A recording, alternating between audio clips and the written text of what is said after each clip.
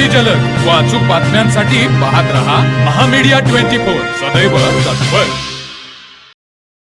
नागाव, शिरोली आणि टोप परिसरात चोरीच्या उद्देशाने फिरणाऱ्या एका 5 ते 6 जणांच्या टोळीने धुमाकूळ घातला आहे।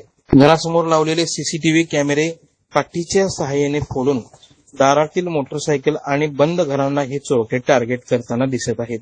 तसे सीसीटीव्ही कॅमेऱ्यात कैद झाले आहे।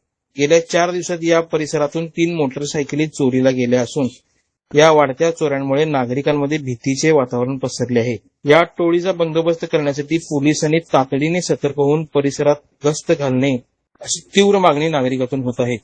शिरोली पोलीस ठाण्याच्या हद्दीत गेल्या काही दिवसांपासून चोरीच्या घटनांमध्ये सातत्याने वाढ होत आहे। मात्र त्या तुलनेत पोलिसांची कारवाई कमी पडत असल्याचे चित्र आहे।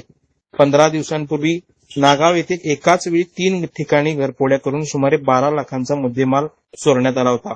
तसेच मागील महिन्यात औद्योगिक वसाहतीमधील महागड्या कार्बाइड इन्स्टर्न टूल्सचे दुकान फोडून सुमारे कोटी रुपयांचे साहित्य लांबवण्यात आले होते। त्या दोन्ही मोठ्या गुन्ह्यांचा अद्याप कोणताही तपास लागलेला नाही। पण नागाव येथील स्थानिक नागरिकांना एका पोलीस अधिकाऱ्याच्याच घरात झालेल्या चोरीचा तपास लवकरात लवकर लागेल अशी मोठी आशा होती, कारण संबंधित अधिकारी त्यांचाच सहकारी आहे। मात्र या चोरीचा तपासही अद्याप गुलदस्त्यातच आहे, कारण पोलिसांकडून या चोरीचा तपास थंडावल्यामुळे नागाव गावातील काही तरुण मंडळींनी स्वतःच सतर्क होत संशयास्पद हालचालींवर नजर ठेवण्यासाठी 2 दिवस गावात गस्त घातली।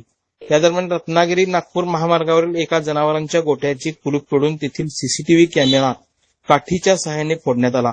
तेथे चोरांच्या हाती काहीच लागले नाही। मात्र त्यांनी कर्नाटकातून चोरून आणलेल्या 2 मोटरसायकली चिखलात रुतल्यामुळे त्याच ठिकाणी सोडून दिल्या आणि गावातील अन्य 2 मोटरसायकली चोरून नेल्या व पाझर तलाव परिसरातील एकाचे घर फोडून रोख रकमेसह तांब्याच्या वस्तू लांबवण्यात आल्या।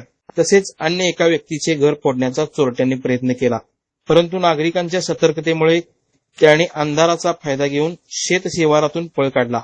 त्या सर्व घटनेची तात्काळ माहिती शिरोली पोलिसांना देण्यात आली। पोलिसांनी घटनास्थळी भेट देऊन पाहणी केली, मात्र त्यांच्या हाती अद्याप कोणतीही ठोस माहिती लागलेली नाही। त्यामुळे पोलीस यंत्रणेने गांभीर्याने लक्ष देऊन त्यांच्यावर कारवाई करून या टोळीचा बंदोबस्त करावा। तो बंदोबस्त करणार का याकडे संपूर्ण परिसराचे लक्ष लागून राहिले आहे। तर मग चला सबस्क्राइब करायला विसरू नका महामीडिया 24 न्यूज चॅनलला। महामीडिया 24 सदैव तत्पर।